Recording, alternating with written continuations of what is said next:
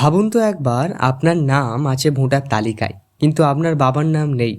ভাবুন আপনার বয়স 30, অথচ নথি বলছে আপনার বাবা আপনার থেকে মাত্র 15 বছরের বড়। আর ভাবুন একজন মানুষ কিন্তু তার নাম ব্যবহার করে 6জন আলাদা ভোটার।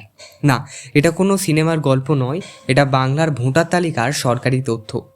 আজকের ভিডিওতে আমরা কথা বলবো এমন এক সংখ্যায়, যে সংখ্যাটা শুনলে যে কোনো গণতান্ত্রিক দেশের নাগরিকদের বুকের ভেতর কেঁপে ওঠার কথা। 94,50,000। হ্যাঁ, বাংলায় 94,50,000 ভোটারের তথ্য গরমিল। এই তথ্য সামনে এনেছেন খোদ নির্বাচন কমিশনার।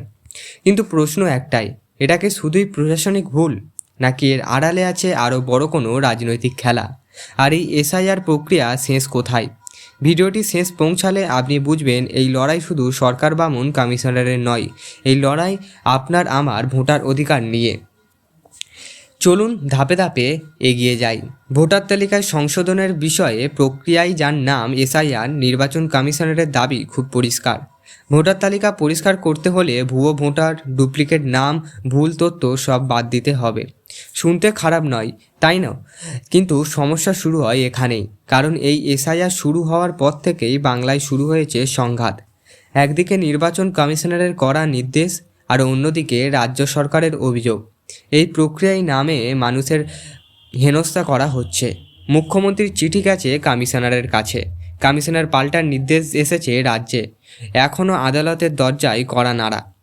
একটা প্রশাসনিক প্রক্রিয়া কিভাবে যেন পরিণত হলো রাজনৈতিক যুদ্ধক্ষেত্রে।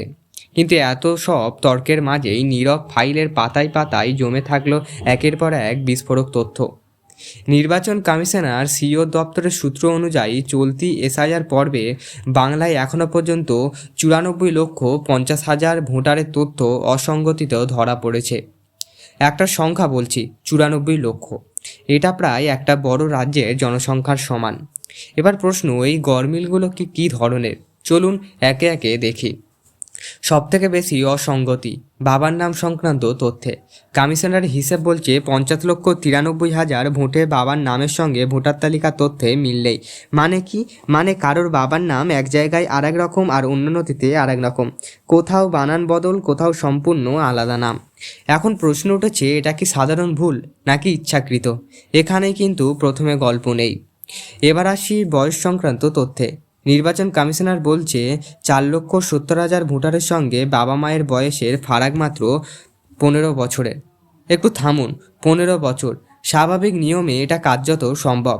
আরও বলছে 7,85,000 ভোটারের ক্ষেত্রে বাবা মায়ের সঙ্গে বয়সের ফারাক 50 বছরের বেশি। এটা কি সম্ভব? হ্যাঁ, কিন্তু ক্ষেত্র সম্ভব। কিন্তু এত বড় সংখ্যায় আর এখানেই শেষ নয়। কমিশনারের দাবি, এসআইআর প্রক্রিয়ায় প্রায় 1.5 লক্ষ ভোটার চিত্রিত হয়েছে, যাদের সঙ্গে তাদের দাদু দিদার বয়সের ফারাক মাত্র 40 বছর। এখন আপনি নিজেই হিসেব করুন, এটা নথি নাকি ভুল, নাকি বানানো হয়েছে ইচ্ছাকৃত কারসাজি? এই প্রশ্নের উত্তর এখনও স্পষ্ট নয়, কিন্তু সন্দেহ ক্রমশ ঘনাচ্ছে। আপনি ভাবছেন ঠিক আছে, কিন্তু ভুল আছে, ঠিক হয়ে যাবে। কিন্তু এরপর যে তথ্যটা সামনে আসবে সেটা শুনে নির্বাচন কমিশনার নিজেই নজর চড়ে বসেছে। নির্বাচন কমিশনারের নজরে এসেছে এমন বহু ভোটার যাদের বর্তমান বয়স 45 বছরের বেশি, অথচ তাদের নাম 2002 সালের শেষে এসআইআরের ভোটার তালিকায় ছিল না। এটা কেন গুরুত্বপূর্ণ? কারণ 2002 সালে মানে এই ভোটাররা তখনও প্রাপ্তবয়স্ক ছিলেন।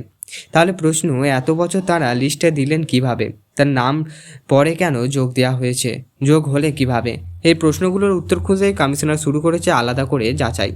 এবার আসি সবথেকে ভয়ঙ্কর তথ্যে।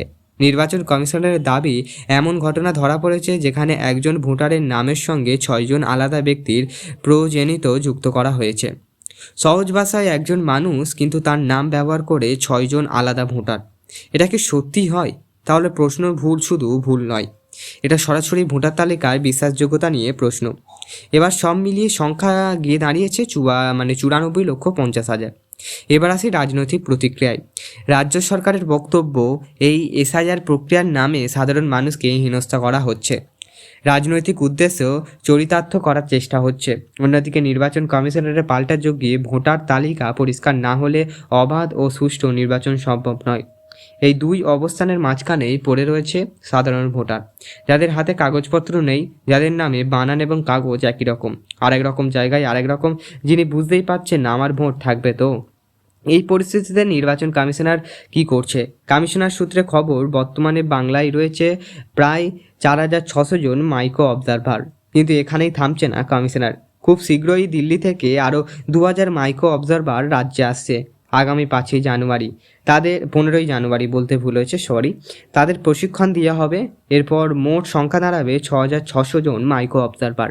অর্থাৎ নজরদারি আরও কড়া, যাচাই আরও গভীর। কিন্তু প্রশ্ন থেকেই যাচ্ছে, এত দেরি কেন? এত গরমিল ধরা পড়েই বা কেন? কিন্তু এটা একটু ভেবে দেখুন। আপনি দাঁড়িয়ে আছেন, দাদা আপনার বাবার নাম ভুল হয়েছে, আর অফিস থেকে উত্তর আসতে সিস্টেমে যা আছে তাই। এখন প্রশ্ন, এই সিস্টেমটা বানিয়েছে কে? এই প্রশ্ন এখন বাংলার রাজনীতির কেন্দ্রে। এই তিনটে সম্ভাব্য রাস্তা খোলা আছে। কমিশনার আরও করা হবে, রাজনৈতিক সংঘাত বাড়বে, সাধারণ মানুষের উদ্যোগ চরমে উঠবে। মোটামুটি আমাদের খবরটা আপনারা বুঝতে পেরেছেন, এবং লাইক কমেন্ট শেয়ার করবেন এবং সাবস্ক্রাইব করবেন আরও রাজনৈতিক বিশ্লেষণ ভিডিও পাওয়ার জন্য।